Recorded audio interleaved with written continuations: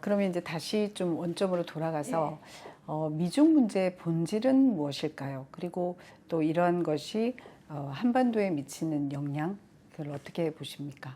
So the way that the whole U.S.-China issue works, I think for a lot of the world, is a view of, there are some countries that don't take either side. Take, for example, India, right? They don't like the Chinese Communist Party for the most part. They're part of the Quad Alliance with, of course, Australia, the United States, and Japan opposing the CCP. They're also part of the Shanghai Cooperation Organization, right? The CCP's and Russia's kind of side of it. They're closer to Russia, but not as much to China. And at the same time, too, they recognize the threats of the CCP. You have a lot of the Middle Eastern countries that, for the most part, play both sides. They don't go towards the United States. They don't go towards China. But what they're now finding for a lot of these countries is that they're kind of having to choose because the conflict globally is becoming so pointed. The CCP, for example, with India, is causing problems in all the surrounding countries. Sri Lanka being one of the big ones for a long time, where India had previously even intervened militarily because they believed that the CCP was trying to gain control over Sri Lanka. And the concern was if they gain control over Sri Lanka, they can use it to try to challenge India. Same thing with Pakistan, notably. And now you have Bangladesh, notably in the chaos there. And notably you have Myanmar having the same problems where the CCP is trying to puppeteer the results of this conflict. And so for India, even though they've tried playing both sides, they're finding, one mountain, one tiger, right? You can't have two tigers on one mountain. And the CCP views it that way. The CCP, the China dream really is for China. It's not for the rest of the world. And so the CCP views itself as being the world power. They want to be the ones controlling this. Same thing, you see with Japan. Japan for a long time was in a very similar place to South Korea, realistically, right? They had no ambitions, even less militarized than South Korea, because after World War II, they dismantled a lot of their military culture. After the CCP laid claim to the Senkaku or Diaoyu Islands, Japan, of course, recognized that the CCP was coming after it to a large extent. And they understood the battle for the free world and the battle for the future. The CCP within the Asia-Pacific region, right? This whole region where the United States has now shifted a lot of its focus militarily. It used to control a lot of this area through business and through fear. And so even in Australia for a long time, even in Japan for a long time, even in Vietnam and the Philippines for a long time, business and fear are the CCP's two main tools for subjugating other countries, for keeping them quiet. They say, you speak out, we'll come after you, and in the meantime, we'll give you business deals. They use the businesses to influence the politics. They use the fear to keep them from aligning with the United States. And so now you see a lot of countries breaking from that. For example, the United States is now doing rotating bomber jets going to Australia on a rotating basis. The United States is expanding its military bases. The United States is building new bases in the Philippines. It's deploying missile defense systems. It's working with Japan now. Japan is working with other countries. The United States and Australia are working on mining operations in Vietnam. The United States and other countries, right? This whole new power structure forming around China, including Japan even working with Taiwan, is creating a defensive and trade alliance, not by fear, but instead based on free world principles that opposes the Chinese Communist Party. The CCP, seeing this, is becoming more aggressive. South Korea has not really positioned itself so much within this yet. And so, but that could change very soon because North Korea is becoming increasingly aggressive. North Korea, of course, blew up your, peace building between the two Koreas that was established when Trump was president. They again started launching their, missile attacks and, rocket threats and so on. They notably as well have started working with Russia. North Korea, it's understood in the United States. Now, I'm surprised it's not understood this way in South Korea. North Korea is viewed in the United States as a puppet state of the Chinese Communist Party. They understand in the United States that without the support of the CCP, North Korea would collapse. They have no trade. They have no real trade partners. They have no real industry. They have nothing to protect them, to prop them up, right? Their military is like much weaker than Russia. And you saw how well Russia did against Ukraine, notably, unless they can, of course, develop nuclear weapons. But, you're dealing with a Soviet-era type military in a modern world. They're not regarded as a large threat, aside from nuclear threat. But what North Korea does do, and this is not as well understood, is they're actually some of the largest arms traders in the world. But they basically do mostly like Soviet-era, 1970s or 1980s tier weaponry. Russia now is working with North Korea on this. North Korea, actually the two largest arms dealers in the Middle East, right, including with Iran, are North Korean. In America, this is understood. North Korea plays a role within black markets, drug trade, counterfeit money, and guns, weaponry. Russia needs the weaponry right now. And of course, that was a red line drawn with the United States and NATO against the CCP, right? And so the CCP can't really provide guns to Russia. They can't really provide ballistic missiles to Russia. They can provide the parts to build these things. They call them in the West dual-use technologies. That is getting the CCP sanctioned by NATO, right? Which includes, of course, the United States and most of Europe. And of course, it's going to be hitting the Chinese banking system to the extent already that China can't even process payments with Russia, with their banks. And so that whole dynamic is failing, for Russia at least. And so Russia recognizes that. So what's Russia doing? Well, they're not going to let it fail, so they're going to North Korea. But as they've gone to North Korea, well, South Korea is not going to have that. And so what happens? South Korea says they might supply weapons to Ukraine to bypass that whole problem, to say, well, if you want to work with them in Russia, we'll work with Ukraine. What happens? The CCP threatens South Korea, not Russia. The CCP tells South Korea that if you do this, you could put yourself in the sights of a maybe potentially a nuclear strike from Russia. The CCP is the key enabler of that war. That's not a threat from Russia. That's a threat from the Chinese Communist Party.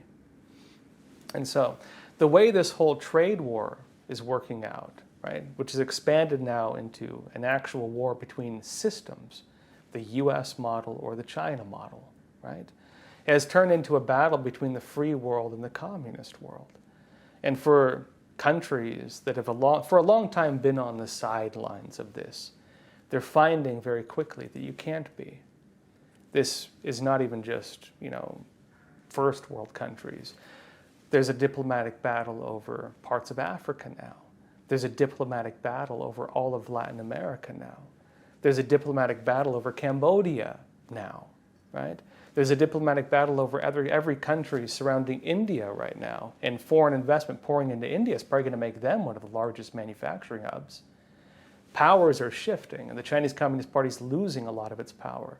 And so for South Korea, then, one of the only countries in this whole region, even the Philippines has positioned itself. For South Korea, it's going to be very difficult to be in the middle of this, to not pick a side, I think. 한국 정부는 이제 포지션이 좀 애매하다 이렇게 말씀을 하셨는데 한국은 미중 관계에서 사실 안미 경중이라 그래서 미국과도 잘 지내야 되고 중국과도 잘 지내야 된다 이런 생각들을 되게 많이 하거든요. 특히 관료들, 시민들 마찬가지예요. 어느 한쪽을 선택해야 한다면 그 선택에 따른 어떤 향후 펼쳐질 어떤 상황이 펼쳐질지에 대해서 궁금하고요. So the question of whether South Korea should have to choose one side and, why that is, I would say the question is not so much on South Korea, but whether the Chinese Communist Party will allow South Korea to have both sides.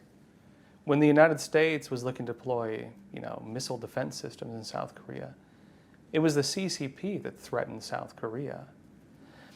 When it comes, of course, to the CCP's current policies, they're not looking to import goods. They're not looking to buy Samsung computers and so on like that. They want to have domestic manufacturing. The CCP right now, their entire economic focus is domestic manufacturing and internal independence. They don't want foreign goods. Now, they might have it in the medium term, especially when it comes to, for example, semiconductors. But if South Korea begins selling semiconductors to China, well, it's going to have two choices. Either it continues doing that and risks falling under U.S. sanctions, right? Which, of course, if the U.S. sanctions these things, it can't sell them continuously. And so it's going to have to pick one side or the other, right? Also, as the Chinese Communist Party becomes more militarily aggressive within your region, with North Korea, with Russia, with even its incursions probably against other countries in the surrounding area, which are getting a lot more intense, it's going to be very hard for South Korea to not pick a side. It's going to have to align itself with either the free world or the communist world. Well, I mean, I understand South Korea is in a difficult position because it's right on the border of China, of course. I'd say there are other countries right on the border of China that are stronger against the CCP than South Korea. But, you know, given this state, there is a difference between the U.S. model and the China model. You know, what is the U.S. model if you align with the free world? Well, America tends to trade at a loss, to be honest. I think America actually loses money on most of its trade deals, and so it tends to benefit other countries more than it does Americans, just being honest. A lot of Americans understand this, but you know, for Americans, we believe in free market competition. The American, you know, economic theory is kind of non-interventionism, and so we don't really care too much if we lose money in business deals. We view competition in the market as being one of the necessary factors for innovation. And if another country out-innovates us, we believe that that makes us be then forced to make better services, better quality, and better products. So, you know, free market principles are based on healthy competition. And so for Americans, even though we might lose money on certain contracts and so on, like for example, the American military, which is, if you get a military contract from the U.S. military, you're going to make a lot of money, right? We will buy foreign weaponry from Europe or something like that, rather than do domestic, because if the gun is better, we buy it from them, not from our own companies. Because again, if we buy the one that's not as good, well, what message are we sending? We're saying that, well, quality doesn't matter. And we're telling our own companies, you don't have to improve. By engaging in the free market, right, free market capitalism, we force innovation. We force companies to adapt. We force them to become better. We force them to make better products, right? That's free market capitalism. For China, they're looking at the interests of the Chinese Communist Party, right? And so they will, you know, use hook and crook. They'll rob you. They'll make gray markets where they'll manufacture your product and then start a second factory manufacturing the same product with their label on it. And they will undercut you and put you out of business in their own system. They go about it like gangsters. And you know, in the U.S., actually, the CCP is regarded what they call like a gangster regime. It functions like a mafia. If you make a business deal with them, you're going to be stuck in like a gangster type arrangement where if you do something they don't like, they're going to threaten you. And they do this. They threaten business leaders. Look right now even at some of the Japanese businessmen being recently found guilty in China, being accused of spying. You get caught between diplomatic wars, they come after you.